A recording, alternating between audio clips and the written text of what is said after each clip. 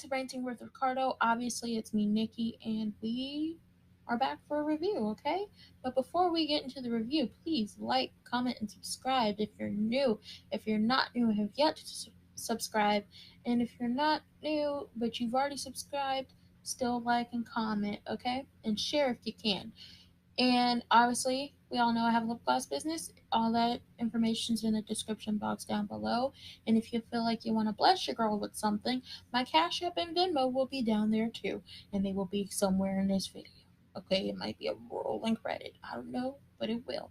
Anyway, we're back for another P Valley review. This is a review. This is not an episode. I'm not giving y'all clips. I don't know if I can do that. But I'm not giving y'all this.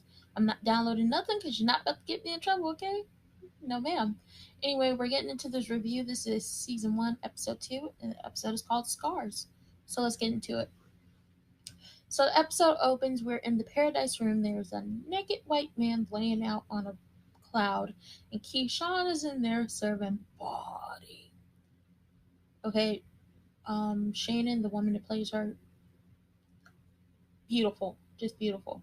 And Brandy, the woman who plays Mercedes, she is beautiful as well. They're both in there, titties out, everything, just blackout, everything on point. And they're in there with that man, and he is laid out, showing peen full frontal, like he is proud of his body. And he got this chain around his neck. So Keyshawn talking to him, talking about mistress said this, and master said that. Mistress and I said, who is mistress and master? And then the camera pans over to Mercedes, and she's saying same thing too. Come to find out, this is, from what I can deduce, this is like a BDSM slave role play type thing, and the dude that's on the cloud is into it. Now, I guess he in some type of trouble during this role play. And Mercedes said, pick what you gonna get for your punishment, or I'll pick, and you don't want me to pick. And as they're in there talking, we move over to Autumn. Now Autumn is dancing for, I want to say, a stud. I'm not sure, but she's dancing for a stud, and as she's dancing, she sees the room in the distance because she has a clear sight of the door where that leads to the paradise room, and Diamond's standing by that door. And this girl walks up with this gold box. Now as the door opens, Autumn trying to be nosy and see what's happening in there. So she tells the person she dancing for, I'm gonna turn around so you can get a better view. I'm gonna turn around so you can get a better view. And the person's like, go ahead, give me the better view. So she turns around, so now she can see the door and see what's going on in there as the door opens. And she see Mercedes and Keyshawn titties out, like, boom, serving titty realness. I don't know if that is a thing, but it is now. Anyway, she sees them, and she sees Mercedes open the box, and they take out a whip. Now, the girl who brings the whip leaves, and Diamond shuts the door, and Diamond sees Autumn looking. He was like, girl, you better get back to work and focus. I was like, bitch, you better focus. You heard what Diamond, well, you heard what Benny said. I'm calling him Benny. That's where I met him. That's what his name's gonna be. Anyway, so the next time we see anybody, Uncle Clifford is walking around, talking to the people in the club, and the dude, who I thought was a white man, walks up to him, and they start talking. He got Keyshawn on his arm and everything, and it turns out this dude is biracial, and he's a regular, and his name is Corbin, and he likes to be whipped, okay? And you could tell that he called Uncle Clifford because he dapped Uncle Clifford up, and then he leave. But as he's dapping him up, I noticed that there's some red seeping through his shirt. It's a whip mark. They whipped this man until he bled, or I guess he liked it. I don't know. That's none of my business. What happens between one or more consenting adults is between those two or more consenting adults. So he leaves, and Keyshawn was says something about him being mixed race and not fitting into the mold or fitting in with, the regular black people because of his skin tone. Uncle Clifford told her to take her color struck ass somewhere else. So Uncle Clifford walking around the club and he catches Autumn walking past, and he was like, "I didn't let you work here for a week without really hassling you, but I'm gonna need you to get your paperwork." And she was like, "Well, I prefer to work under the table." He was like, "We don't do tax evasion around here, Jack." And I don't either. You're not about to get me up on some charges of tax evasion. That's why I paid them, and I pays them. Okay? You take out my check. I had to pay. No, I had to pay taxes. I had to pay $68 because I didn't make enough in a year. So, you know what? That's another story for another time. Anyway, so he's like, "We don't do tax evasion in here." And she throws this out. She says, "Since when did a brothel have paperwork on its whores?" And he looked at her and said, "Due to popular belief, ain't no hoes in this house. Like, this is not a hoe house. And I will tell Dollar Bill." So anyway, she's like, but what Keyshawn and Mercedes was doing in the Paradise Room, basically saying, because she don't know what's happening in that room. So what the thing is, she's deducing in her head or whatever is that they out there fucking for money in that room, which isn't true at all because Mercedes had been told her mama, and I guess she will tell everybody in the world, "Bitch, I ain't no hoe. I ain't never had to spread a wire for nobody to give me no money." Anyway, so she let that slip out her mouth. Clifford basically kind of pushed her up against the wall, put a finger in her face, and said, "You ain't been here in Mississippi a minute, so you don't know what the fuck is going on in that room. But the girls who have been here, they already know what's going on in that room. So get that ID, or you won't be twerking it in here come tomorrow." And then he called her Summer's Eve. And I was like, "You didn't call her feminine wash product. Really? We calling people feminine wash products?" I mean, she trying to sound all poetic and shit. Anyway, that would have been a good. Somebody take that stripper name. Coming to the stage, stage, stage. Summer's Eve. I can already hear it in my head. Okay. Anyway, so we get the scene in the locker room with the girls. Now Autumn come. Well, first of all, Autumn didn't even come in yet. We get one of the strippers. Her name is Toy. She coming out the bathroom, and they out here spraying her with some Febreze, some Lysol, whatever, because she's stanking up the whole place. Because these wings that the kitchen is producing is giving people gas and diarrhea. I was like, don't nobody want that from a stripper. Ew, get your food in order. So she's coming out the stall and everything. She didn't even wash her hands. There's got to be some type of rule against that. She's coming out, Autumn comes in, and she grabs her bag and she heads into the bathroom stall. Now, all the girls in there is like, she feel like she too good to come out here and change with us, but I think it has to do with something else. So she's changing in her little bag. She got a little mini bottle of liquor, and she opened and started drinking. And I said, "Okay, you gonna be back on that pissy air mattress, getting drunk and fucking up phones." And next to her, in the next stall, is two of the strippers making out. I said, "Do what you gotta do and get it how you live." So we get Big L and Uncle Clifford in the office, and they still cashing checks for the people that stole from the check cashing place. And some of the dudes out there fighting. Big L was like, "All right, you keep it up, you be back where you was." Basically, like, you keep fighting, you can go back to getting $35 taken out your check. And Big L, as they doing this, Big L was like, this cool for right now, but this is not a lot. This is not enough to pay these bills, okay? And Uncle Clifford was like, "It'll all add up. We'll make do." So in the office, there's this refrigerator. So Big L opens it, and there was like this whole case of pill bottles.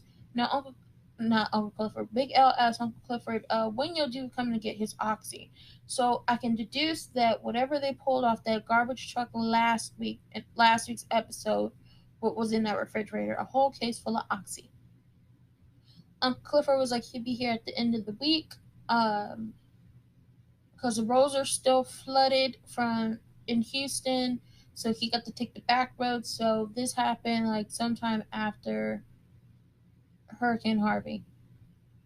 I want to say, I'm not sure, but sometime around in that area or time frame. So Big L was like, we need to start making some money, and hands this past due bill for 55 grand to Uncle Clifford, and he was like, you need to handle that.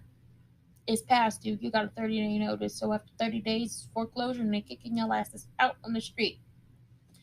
Big L was like, you got to handle that, because if we out, we out, and ain't no coming back up in here. And he was like, you really need to handle that, because this place is for everybody. This place takes a chance on us. He was like, I got 2 strikes. Ain't nobody trying to hire me. And everybody in here needs this job. People are in situations and they need this job. Like, we already know Autumn situation. She need this job. Big L, he got 2 strikes. Diamond coming back as a vet. And you know how America treats our veterans, okay? Keyshawn in her situation. Possibly all these other girls. So they need this place. And Big L was like, you got to figure this out for not only you. Sorry, my back is itchy. But you got to figure this out for not only you, but you got to figure this out for us. So Uncle Clifford ended up going out to his car and feeling sad about it, sad for himself. He's sitting in his car and he heard this voice. It happens to be the little murder. Now, before that, when he was walking out, I could tell somebody was in the car because the head was like this against the window. I said, it ain't the cameraman. Somebody in this car. Now, Clifford was like, he's gonna kill me. Just do it now. Lamar was like, ain't nobody gonna kill you. He was like, I sent you a couple of stacks to play my song. Uncle Clifford told him, I can't help it if nobody wanna dance to that slow ass bullshit. Okay? He was like, I can't help it if Mercedes didn't want to dance to it.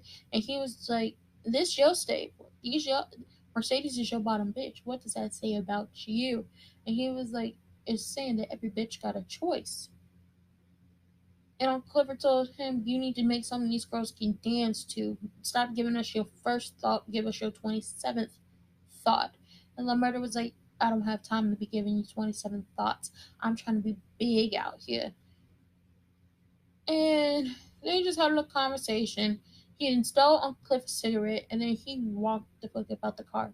I was like, this not creepy. This not creepy at all.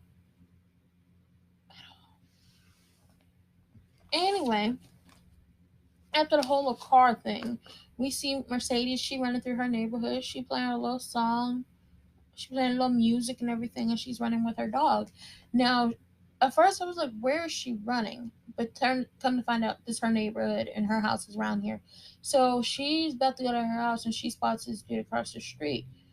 So she walks over, and we find out his name is Maine, and this is not his. This is her neighbor, per se, and it's a fine black man, okay? Tattoos, ripped and all. A nice haircut, nice facial features. This is a fine man.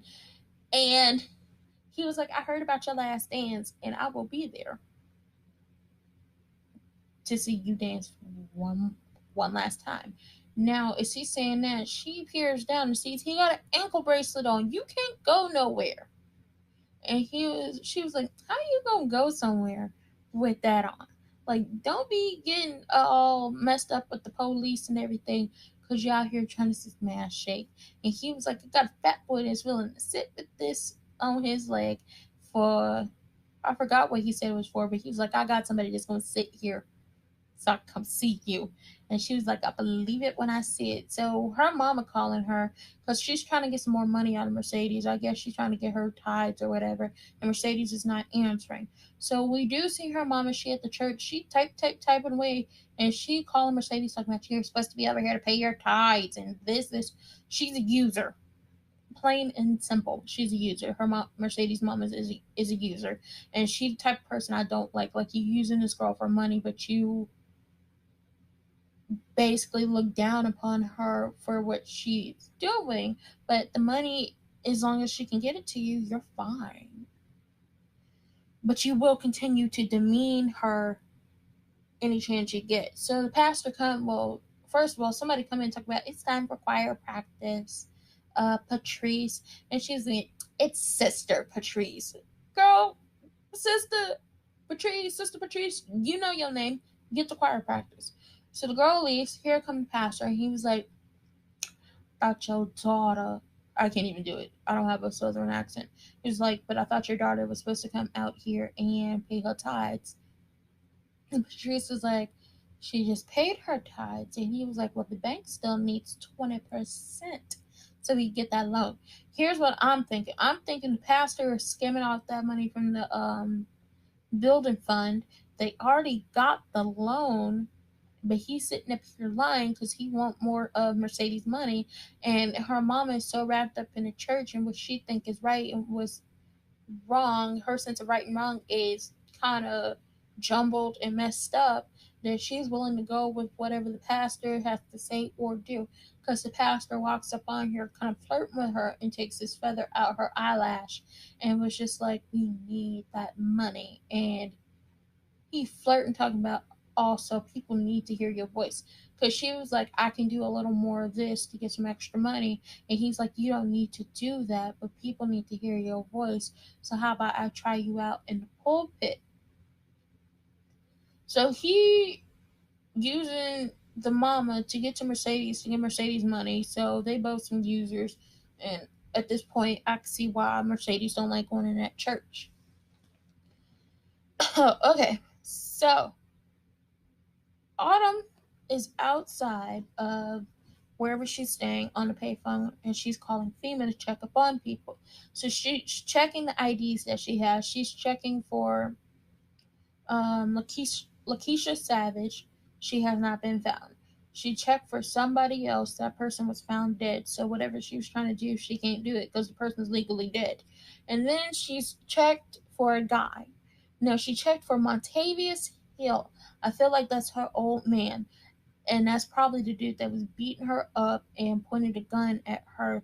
And they lost each other, or she got away from him when everything, storms and all that happened. So he hadn't been found yet. So there's a possibility that he's alive, and there's a possibility that he's dead. It's all up in the air at this point. So we see Andre. He's out on this plot of land in a cotton field. And the white dude was like, you can pick. No, not you can pick some. Go ahead and pick some. It's a white dude telling a black man to go ahead and pick cotton. And he was like, what? He was like, everybody always come here, and every time they leave, they pick cotton. He was like, go ahead and pick some instead of taking pictures. I was like, this is some bullshit. But I'm going to leave it alone because it's the South. I don't know what goes down there. I'm from the Midwest. So come to find out, Andre is, I'm not sure if he's a real estate agent, but he is something to the point where there is a casino, and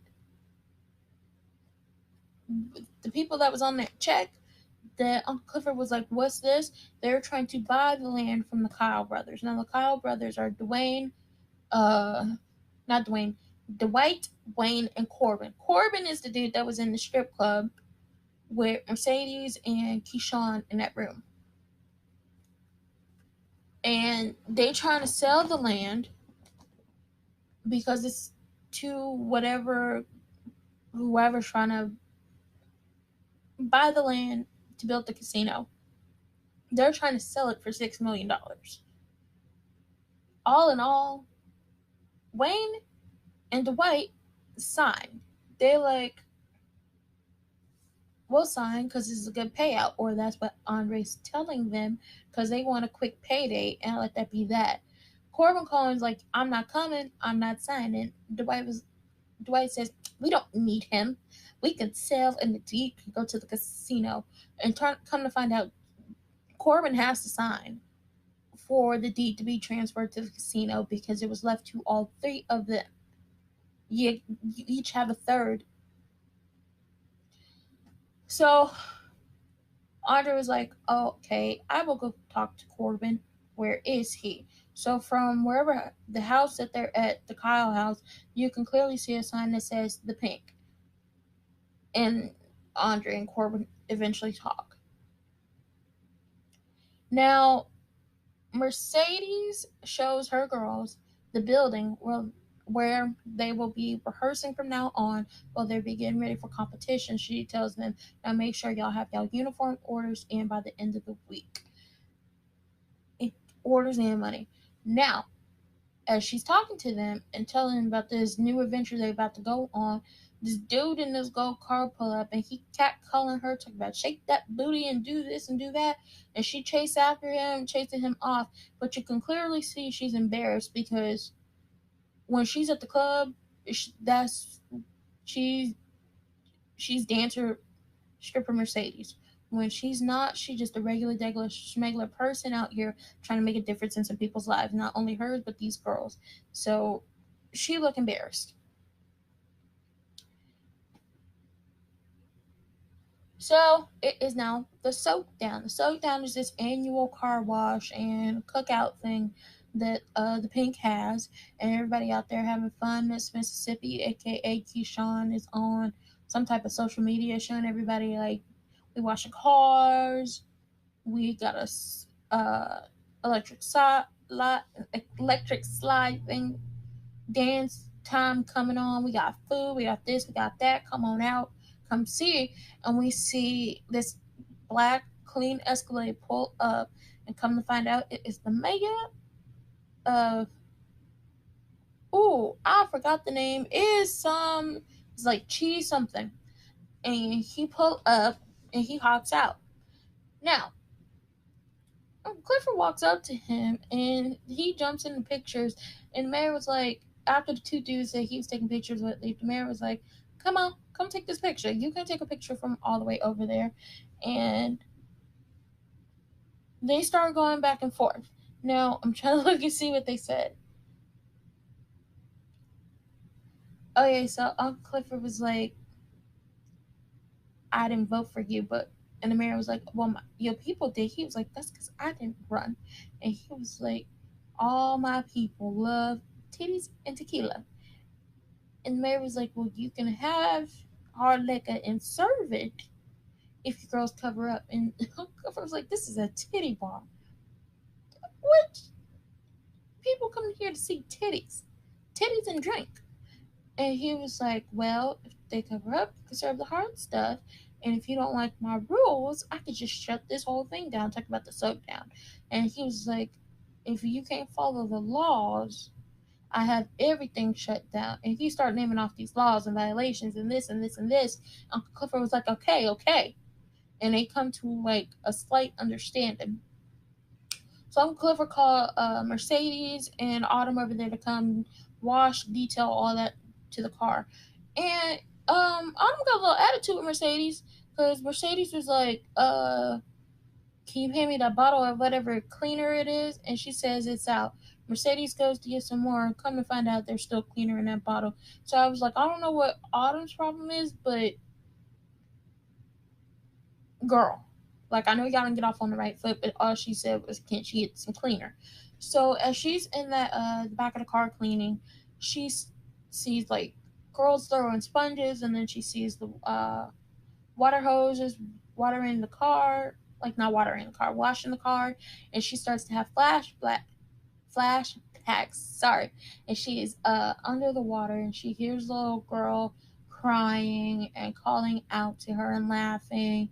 And she is under the water, and she starts having a panic attack. She comes up through the sunroof, gets up out the car, and she starts screaming and crying. And she's having flashbacks because I'm pretty sure her daughter, her and the dude, or just her and her daughter, were caught in a hurricane, and her daughter might drown or she died that way.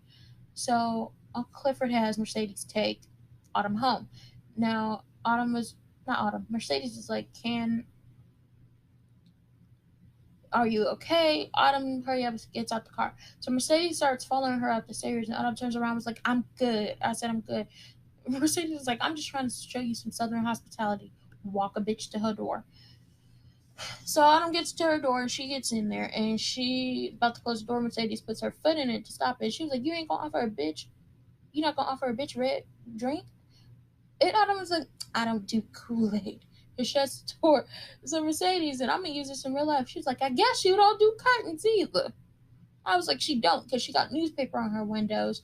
And girl, Autumn is going through it. Or Haley or Lakeisha or whatever her name is. But I'm pretty sure her name is Haley. Now, it's middle of the night.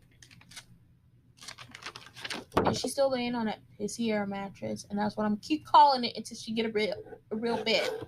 She's laying on that mattress. My notes. Anyway, she's laying on that mattress and I know I said that multiple times. You see this light kind of like illuminate her face. She managed to fix her phone. She managed to get her a bag of rice, put that phone in there, and soak up all that alcohol. So her phone comes back on, and she starts looking at pictures and scrolling, and saw pictures of her and her little girl, and they look so happy. But then we get a picture to her and this dude, and I was like, this is her old man. This got to be the dude she was looking for, and they do not look happy at all. The dude looked mean, and she looked like she was going through it in that picture. Autumn goes to some type of computer thing or a laundromat or whatever it is, and she logs into this account. And I feel like it's her real account that has money in it, and she's hoping not to be traced or found, so she ends up transferring $9,000 to Lakeisha Savage, which is probably going to pay a part into why she's doing something later. So she transferred that money, but she's looking around. She a little tense because she don't know these people. Now we get to the club that night, and you see Keyshawn, Mercedes, and Gidget walking up, and you hear somebody yelling. It turns out the cook is quit. He taking all the pots and pans. Uncle Clifford running after him, and he was like, he almost fell because the dude wasn't giving up the pots and pans. Uncle Clifford going through it, and he just so upset. But we leave it at that. And this happens later, but I'm gonna just say it now. Mercedes found out that Clifford is 55 grand in the hole, and he ain't told nobody else. He ain't told none of the dancers, and they got a 30-day notice. And at first she was gonna help, but when he said you got 55 G's, she was like, nope, I ain't got that. So it was a lot. It's a lot with these people. So Uncle Clifford and Big L's in the kitchen. They got the cook now, cause the cook quit. A little murder come in there, and he was like, come listen to this. And he plays it. Uncle Clifford was like, sorry, it's good, but it could be better. You need to get with DJ Never Scared and get you a faster beat. And Lil Murder was like, I don't know about all that. Uncle Clifford was like, you need to start taking criticism. And Lil Murder looked at Uncle Clifford. He was like, if I got to take criticism, you have to take criticism. So he was like, what you talking about? And he started naming off the things that's gone wrong with the club. And he was like, you don't have a money gun, which is a really good thing if you're going to run a strip club. You don't have a hookah. I mean, hookahs aren't that great, in my personal opinion. And he was like, also, one of your dancers farted on my boy's lap, which is Toy, which is the girl who was, her digestive was all fucked up because of them wings. And he was like, plus, your wings need to be pan-seared to soak up the flavor, and then baked in cannabis butter to get these people cross-faded. Because if they drink it and they're going to get cross-faded, and that's going to be more of a good time for them, and they'd be willing to throw some more money or just hand it off. So, one Clifford was like, come learn me something. And he hands the apron to Lil Murder, and Lil Murder get the business. He make them wings, and I guess they was selling good because a lot of people was buying them. So Mercedes, Autumn, Keyshawn, and this new bartender, from what I can see, are at the bar, and Autumn had pointed out Andre because Andre's in the back room with Corbin. Corbin's getting the lap dance, and they're talking about business. And Mercedes was like, the dude that's in the suit, which she's talking about Andre, he not about to throw no money because one man in the club is looking to spend money. Another man in the club is looking to make money and leave them to their business. So Autumn goes in there and was like, hey, Andre. And Corbin was like, I thought you ain't never been here. How she know your name? He don't say nothing. Mercedes comes in and she started to figure out his name because she's OG. She know this back and forth. But, Andre ain't giving her the time of day. He want Autumn. That's all he want. That's all he need.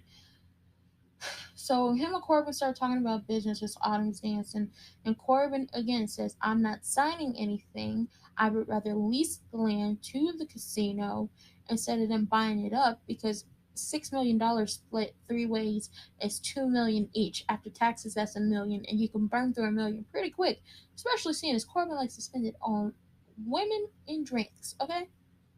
And bribing people, because come to find out, he done bribed the mayor too. So I was like, damn, you just out here bribing everybody, Corbin. But Corbin was like, I'd rather lease it because if you lease the land over time, you're making about $10 million. And Andre, he ain't going for it. And Corbin tried to give him a kickback. He don't want to take it. But before Corbin left, he left Autumn in there to dance for the dude. And he basically let it know, I'm not signing anything. I'm not selling you nothing. I'd rather lease than to be sold because if I'm leasing, I'm making more money. So Autumn and Andre go into the champagne room, and Andre's not really looking for a dance, and they end up talking a little bit, and he notices her C-section scar, which is why I think she changes in the bathroom because she don't want nobody to see that scar that's on her stomach that's already healed. She don't want nobody asking her no questions. So he asked did it hurt, and she was like no. She was like no. And he was like, well, mine did. So he opens up his shirt and he has this scar going down his chest. And she asked him what was it for, and he was like, well, when I was born, my heart was outside my body. So they talk for a little bit, and he mentions her daughter, and she's like, time's up, your time's up. But she does tell him, if you are going to take kickbacks, make sure, or to funnel the money through a shell company or shell corporation, that way you safe and it can't be traced back to you. And she gives him the name of one. So I was like, cool. So all the girls are in the office at the end of the night to give their money and split up everything. And Mercedes comes in and she's shaking it and she's like, what y'all gonna do without this booty making all this money?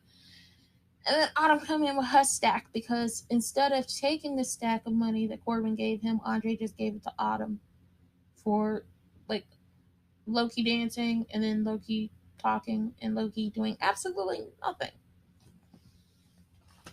Which gets to the point where what is it?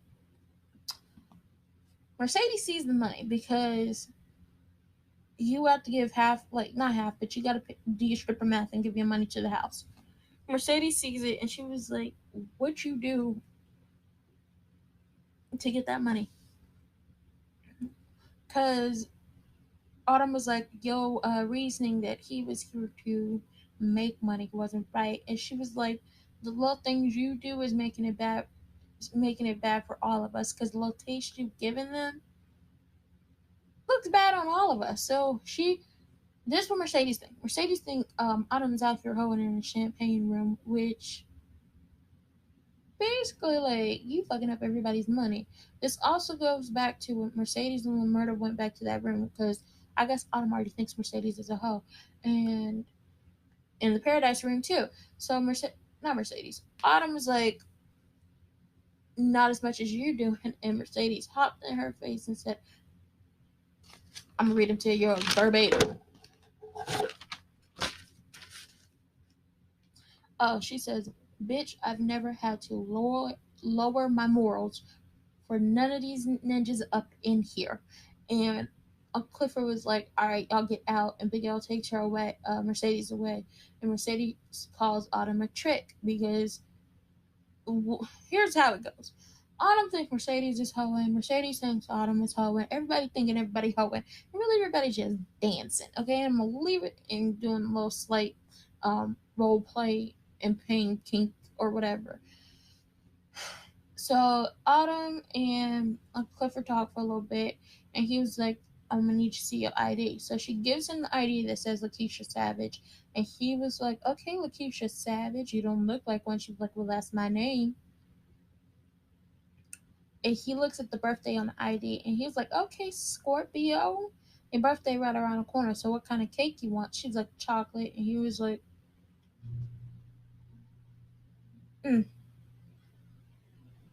really? And she was like, yeah, I do like chocolate. He was like, ain't no Scorpios born in May. So now he already know that this ain't her real ID. Her name is not Lakeisha Savage, and she kind of caught up. And she winds up telling him about what was going on in that room. And he takes the ID and was like, I'm not going to give this back to you. What you going to go do is you going to go talk to Andre and get me some more tea. You gonna get me all the information you can get and bring it back to me. And she was like, I'm not no hoe. You are not my pimp. He said, but I am your employer. And I could call a sheriff to get you arrested for this little fraud you doing. And you know what? She leave up out of there because she knows she get to do it. Oh, clink, clink, bitch, you on lockdown. So Mercedes gets home and her mom is sitting on the porch and she was like, well, why haven't you been not calling me? Why haven't you been answering my phone? You missed giving your tithes. And Mercedes looks at her mom and said, by the end of the week, I need all 20 stacks. I need all my money, all $20,000. She says,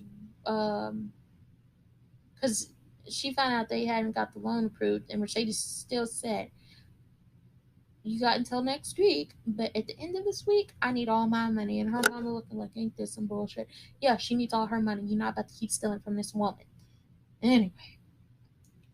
So, come to find out, Andre's married. Knew we couldn't trust him. That man is whole married, got a whole wife. He talking to her on the phone. He's married. And I didn't notice it until I saw he's talking to her on the phone. So at first I thought it was his girlfriend. Then I noticed the ring on his hand. He's married. And he talking to her on the phone, and then Autumn calls. So he hangs up on his wife to have a conversation with Autumn, and they end up having phone sex. She patting the kitty, and he beating the meat, and he about to bust, and she was like, no, slow down. And he started imagining her out here riding him and doing everything. I said, whatever floats your boat and whatever gets you to that point. So they continue to have phone sex, and he ended up busting all over his stomach. And she hangs up, and they just laying down in bed, all happy and satisfied. I said, okay, Autumn/Haley's now fucking a married man through the phone. So Uncle Clifford leaves the club, goes to his car. It's morning time, and he gets in. Now, ain't nobody in the car this time, but what happens is the CD falls out of the visor, and the CD says, mine, La Murda. He was like, oh, little ninja. And then he was like, I ain't that old. Like, I'm not that old to where you need to give me a CD. Go and give me an MP3, MP4, whatever you can give me. I'm not that old. And that has been this review. It's a lot with these people, okay? It's a lot. We didn't see a lot of Gidget or Keyshawn or a lot of Diamond this episode, but we did get to see some more people. We got the Corbin brothers and all that. So next episode should be really good, and I still like the show, and I hope y'all like this review. And again, like, comment, subscribe, and if you haven't already, do that. And if you're already subscribed, still like and comment. I'll see y'all next week. Bye.